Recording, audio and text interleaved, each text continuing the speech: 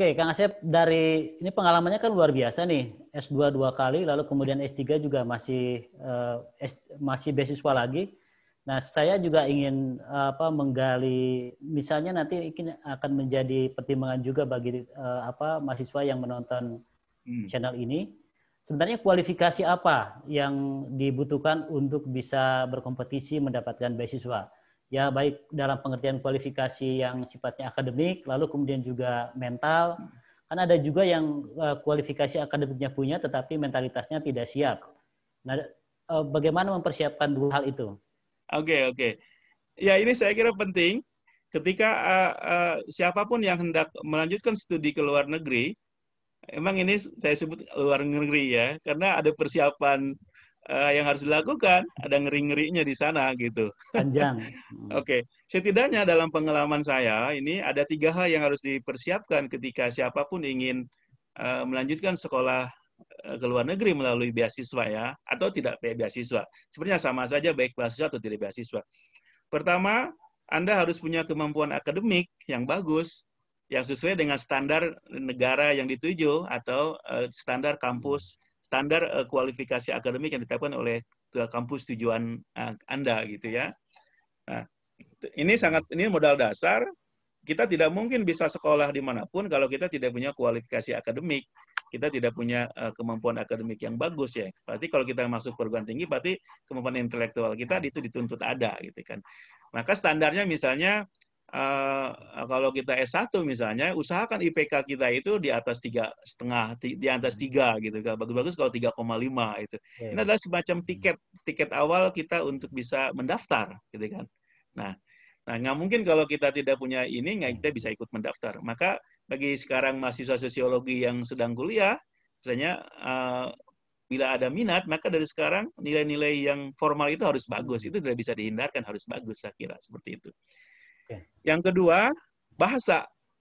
Kita harus punya kemampuan bahasa yang bagus di negara tujuan kita, yang ingin kita tuju. Kalau misalnya negara berbahasa Inggris seperti Inggris, Australia, maka kita harus punya kemampuan di bidang itu, dan Amerika misalnya. Maka kita dari awal ini harus mempersiapkan kemampuan bahasa kita yang bagus. Maka kita harus mengetahui apa sih standar bahasa yang diminta di negara itu, khususnya di perguruan tinggi yang kita tuju.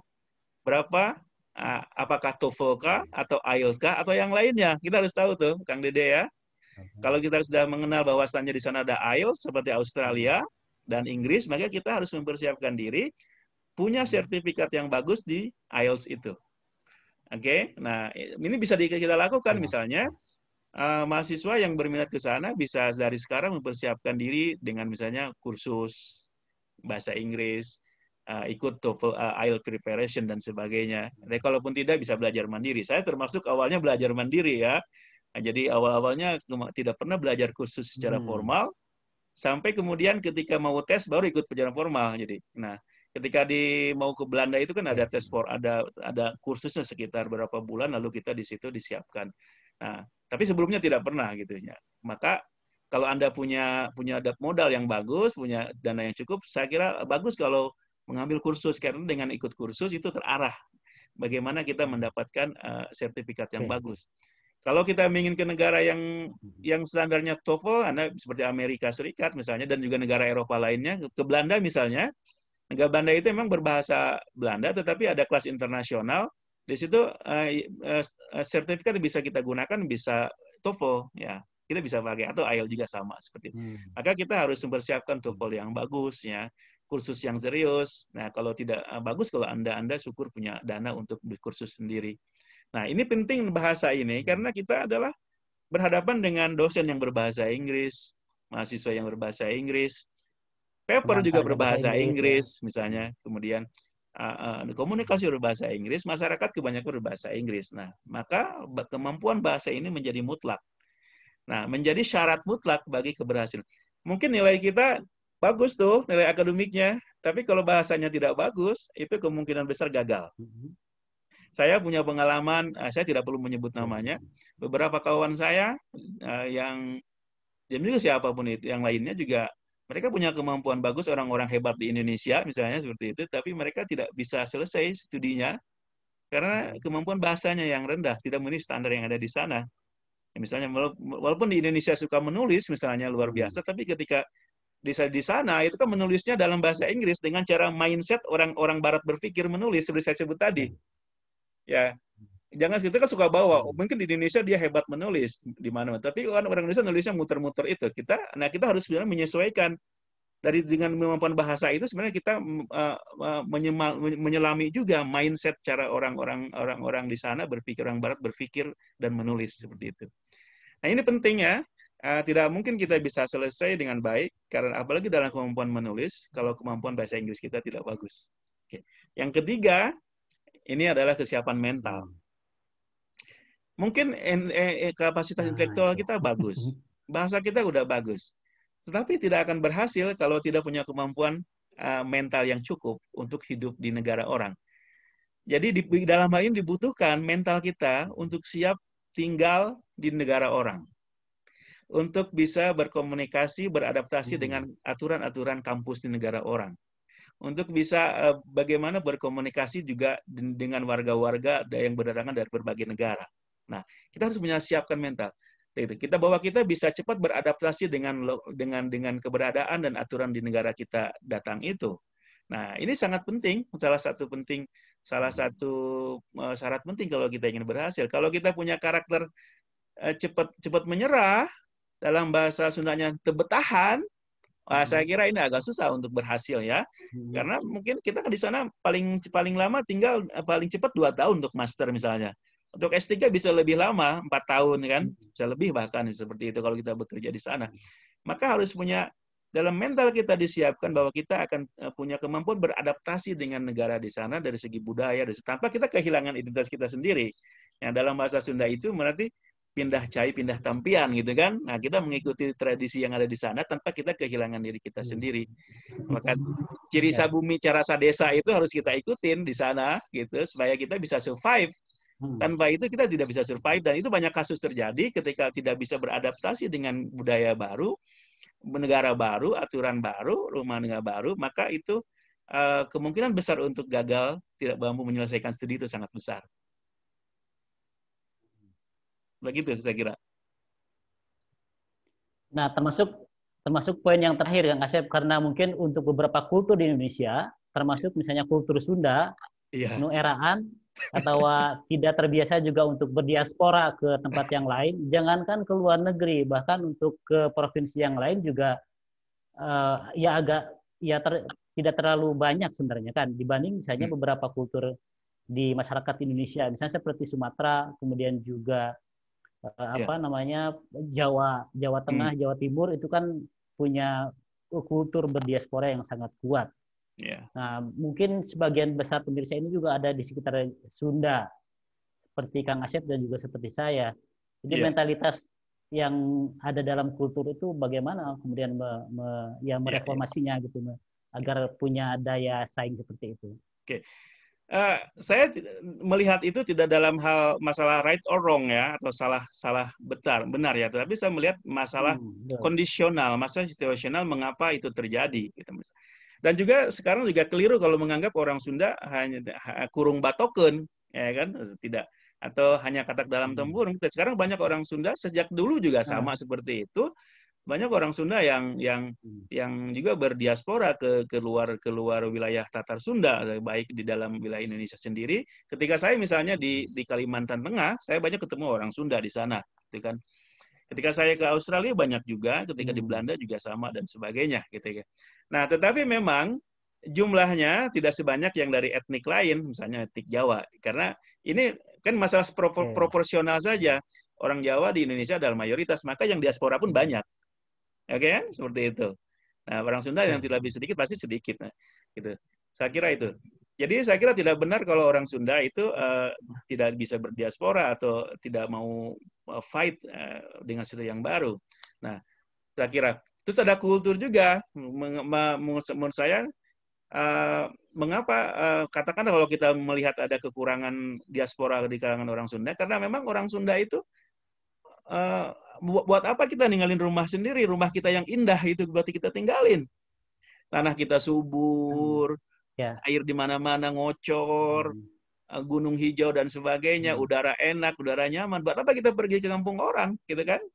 Nah, gitu kan. Jadi inilah yang mendorong, saya kira mungkin kalau kita setuju itu, yang orang Sunda tidak perlu pergi keluar orang, karena kita mendapatkan emas di negeri sendiri, gitu. Orang pergi keluar, misalnya orang-orang Madura, katakanlah begitu, mereka banyak di Kalimantan sebagainya, karena memang kultur alam mereka yang keras. Mereka mencari emas karena tidak ada tanda petik emas di kampung sendiri, maka mencari emas di negeri orang. Ya kan? Maka mereka secara kultural, secara geografis terdorong untuk keluar dari rumahnya sendiri. Nah, bagi kita yang ada di sini, emasnya ada di rumah kita sendiri, kenapa harus cari di orang lain, kan? Seperti itu. Nah, itu menurut saya. Nah, itu kalau kita mau berapologi ya. Tapi saya katakan bahwa orang Sunda sama punya fighting spirit yang sama dengan etnik lainnya, dan saya itu temukan di mana-mana, gitu kan. Etnik Bahkan lain saya merasa kasihan pernah ketemu dengan seorang bapak-bapak yang tinggal di Australia dari tahun 70-an, sendiri datang ke sana. Sampai sekarang dia masih tinggal di sana, menikah dengan orang sana. Pertanyaan saya, ini si bapak ini kasihan juga ya, apa dia nggak mau pulang gitu ya. Tapi ternyata dia tidak mau pulang, karena memang dia sudah merasa enjoy di sana, Kang Dede. Ya? Gimana? Ya, ya. Ya. Dia udah merasa enjoy, dia tidak merasa ingin pulang karena sudah merasa enjoy di sana, menjadi warga di sana dan sebagainya. Itu bisa saya temukan di negara-negara lainnya juga. Di Belanda juga sama, saya ketemu dengan orang Sunda sama, di etnik lainnya gitu. Mungkin yang perlu kita tanamkan sekarang kepada mahasiswa kita khususnya adalah merubah mindset mereka untuk tidak menjadi katak dalam tempurung. Ya, kita tidak untuk menjadi kurung batoken dalam bahasa Sunda, bahwa emas pun memang banyak di negeri kita sendiri, di kampus itu banyak emas, tapi juga ada emas-emas lain juga dari di negeri orang, yang itu akan memperkaya emas yang sudah kita punyai ini, sehingga kita menjadi orang Sunda, katakanlah mahasiswa yang memiliki banyak nilai-nilai baru yang untuk memperkaya diri kita sendiri. Oke. Oke, Kang Asep, saya lanjut ke pertanyaan kedua. Bagaimana perasaan atau pengalaman-pengalaman ketika kuliah di luar negeri? Ya ada dua kan, ada di Eropa lalu kemudian ke Australia. Apa yang didapatkan, kelebihan kekurangannya, kemudian apa yang bisa dibawa ke negara kita, kemudian diseminasikan kepada teman-teman yang lain tentang pengalaman kuliah di luar negeri seperti itu. Oke, tentu saja ini pengalaman saya yang subjektif, yang mungkin berbeda dari kawan. Saya kira banyak hal yang bisa yang saya dapatkan ketika saya sekolah di Eropa dan di Australia. Australia juga sebenarnya itu basicnya Eropa, Kang Dede ya, karena adalah mereka walaupun secara geografis adalah berada dekat ke Asia, tetapi kultur mereka, cara berpikir mereka adalah Eropa, ya.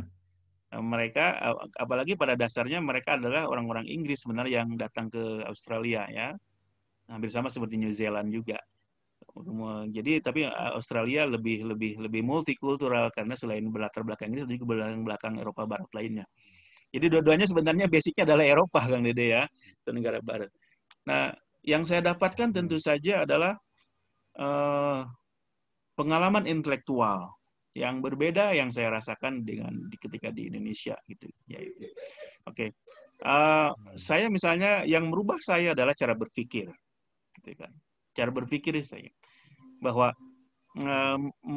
saya kira mungkin saya tidak maksud untuk merendahkan yang ada di dalam negeri, tapi ini pengalaman mungkin sekarang udah berubah di dalam negeri, bahwa kita dididik untuk berpikir kritis terhadap apapun yang kita terima, kan? Gitu ya, berpikir kritis. Maka critical thinking itu sangat penting. Nah, saya kira di kampus-kampus di negara barat itu, critical thinking itu yang sudah diajarkan sejak universitas di semester 1, atau mungkin sejak mereka high school ya. Ini yang penting. Nah, critical thinking ini sangat penting kita menjadi basic kita sebagai ilmuwan, sebagai akademisi, sebagai intelektual, dan mungkin secara umum sebagai manusia modern yang beradab. Saya kira ini penting ya. Nah, itu critical thinking ini sangat penting, saya kira, apalagi dalam konteks sekarang, kalau kita terapkan saat sekarang ini, di saat media sosial begitu dominan dan masyarakat menjadikan media sosial sebagai sumber utama informasi mereka, maka critical thinking ini menjadi sangat penting ya, dalam konteks sekarang ya. untuk kita supaya kita tidak terjebak kepada dengan hoax, misinformasi atau disinformasi. Kira-kira yang pentingnya. Yang kedua, kultur yang saya dapatkan, ya, kultur akademik. Nah, kultur ini tentu bersifat sangat budaya yang berbeda dari budaya kita. Misalnya tadi dalam konteks meskipun kita secara pendidikan beda dengan pembimbing kita, dengan dosen kita, ya, mereka sudah profesor atau sudah doktor, kita baru S2 atau baru S3, tapi mereka itu tidak pernah menganggap rendah kita. Mereka tidak pernah mengabaikan pandangan kita, apalagi sampai meremehkan pandangan kita. Apapun yang kita sampaikan dalam kelas atau secara komunikasi pribadi, mereka akan mengapresiasinya dengan baik. Nah, inilah prinsip egalitarianisme di kalangan perguruan tinggi di negara Australia dan Belanda yang saya tahu, sehingga ini mendorong mahasiswa, kita sebagai mahasiswa, untuk secara tidak takut untuk menyampaikan apa yang kita pikirkan, yang kita rasakan, untuk kita bertanya tanpa ada perasaan segan, sungkan, takut. Tapi tetap ada nilai-nilai kesopanan di situ. Contoh tadi misalnya, kita di kelas pun tidak perlu memanggil mereka profesor, cukup namanya saja. Misalnya pembimbing saya David Hill, kita panggil David aja. Nah, itu biasa. Atau yang kedua Gary Roden, Gary aja. Baik itu di forum kelas, seminar, atau ketika ketemu di koridor. Karena kan kalau S3 di luar negeri itu kita menjadi bagian dari lembaga riset. Kita mendapatkan kantor, mendapatkan komputer, mendapatkan meja. Nah, maka pergaulan sehari-hari dengan kita itu intensif setiap hari.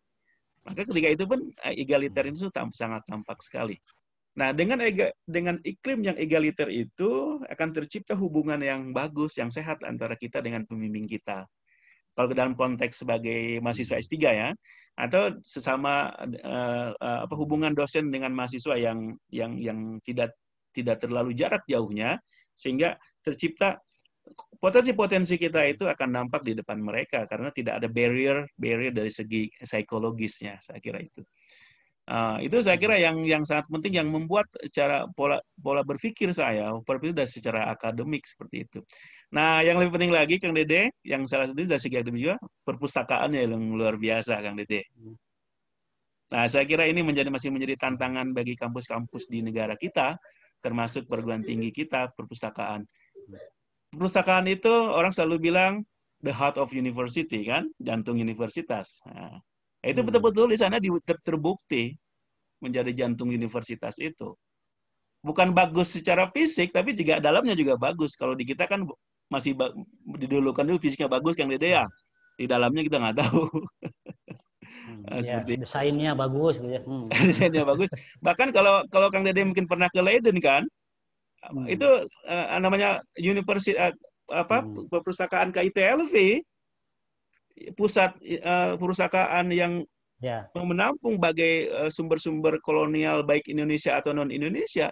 Orang tidak menyangka bahwa itu adalah perpustakaan yang sangat luar biasa karena bangunannya biasa saja, dari segi di atas hanya satu bangunan. Tapi kalau lihat ke bawah itu bisa beberapa lantai ke bawah kan. Apalagi yang sudah biblioteknya di sana. Jadi seperti itu. Jadi itu adalah layanan ini perguruan tinggi perpustakaan yang sangat luar biasa, dan saya kira dirasakan juga di negara-negara lain bagi kawan-kawan yang studi di Amerika, di Jerman dan sebagainya. Jadi library itu betul-betul menjadi jantung universitas, dan kita sebagai mahasiswa betul-betul merasakan manfaat yang luar biasa dari perpustakaan itu. Bukan cuma koleksi yang banyak, yang luar biasa, tapi juga pelayanan yang luar biasa. Servisnya itu, servis maksimal gitu. Saya kira seperti itu. Belum lagi ada interlibrary loan. Kita bisa meminjam dari kampus lain hanya dengan mengklik pinjam dari kampus tempat kita berada tanpa kita pergi kemana, nanti datang seminggu kemudian ke kita. Gitu. Betul, saya kira seperti itu. Betul. Saya kira itu banyak tentu yang akan bisa sampaikan. Gitu, Kang Asep, pesan terakhir deh buat teman-teman yang sekarang sedang kuliah S1, kemudian mau lanjut ke S2, dan nanti berharap akan mendapatkan beasiswa juga seperti yang dialami oleh Kang Asep. Oke.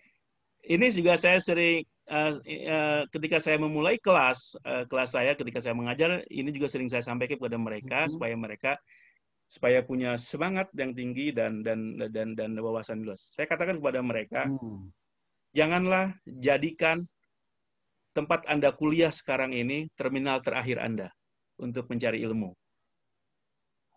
Yes. Jadi jangan jadikanlah UIN Bandung ini, khususnya sosiologi ini, terminal Anda mencari ilmu.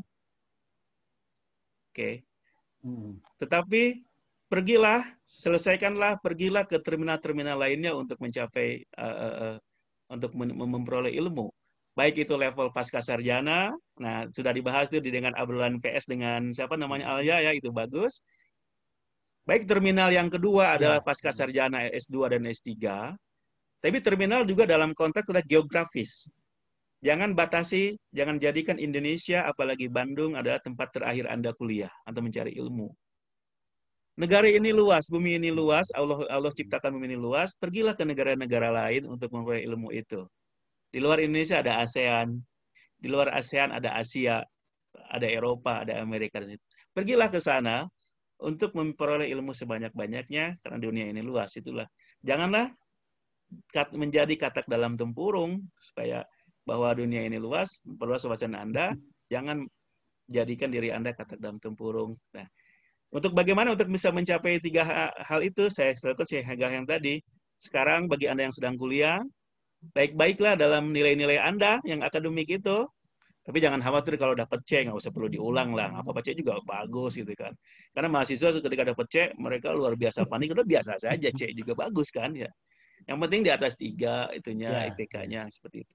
Siapkan adalah nilai akademik Anda. Dari sekarang, yang kedua adalah kemampuan bahasa Inggris Anda disiapkan kalau Anda ingin keluar ke negeri berbahasa Inggris.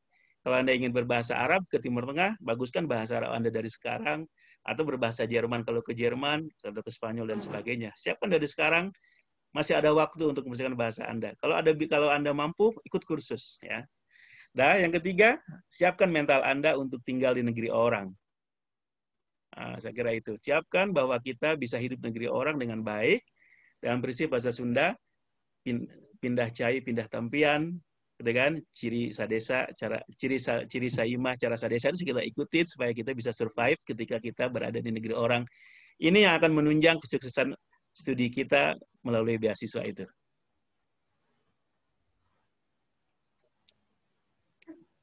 Saya kira itu, Kang Dedek. Luar biasa sekali Pak Asep ya, inspirasi buat teman-teman semua. Kang Asep sudah mendapatkan pengalaman beasiswa dari mulai S2 2 kali, kemudian S3, dan sekarang ya saya bersyukur juga bisa berkenalan di di jurusan yang sama, di jurusan sosiologi, dan teman-teman penonton PS juga bisa mendapatkan beberapa inspirasi dari pengalaman Kang Asep tentang bagaimana mendapatkan beasiswa dan juga bagaimana belajar di luar negeri. Nah, sahabat semua bisa mendapatkan juga penjelasan tentang pemikiran-pemikiran dari Pak Asep Muhammad Iqbal PhD ini di channel yang beliau asuh. Ada 2, ada Sosiologi Explain, itu menjelaskan tentang materi-materi perkuliahan. Juga ada yang kajian atau diskurs yang bersifat umum di CISSR Review gitu ya. Silakan teman semua bisa berkunjung ke situ untuk mendapatkan banyak diskusi, wacana, dan bisa subscribe juga di situ. Terima kasih Kang Asep Iqbal atas kesempatan berbagi pengalaman, inspirasi juga buat teman-teman semua. Insya Allah nanti kalau ada yang terinspirasi mungkin nanti bisa kabari Kang Asep. Alhamdulillah saya sudah kuliah di luar negeri setelah menonton tayangan ini. Wah, luar biasa sekali ya. Oke. Terima kasih baik, sudah Kang Asep, mengundang terima ya. kasih. Kita ketemu lagi, salam sehat ya. Assalamualaikum warahmatullahi wabarakatuh. Waalaikumsalam, semoga bermanfaat. Terima kasih.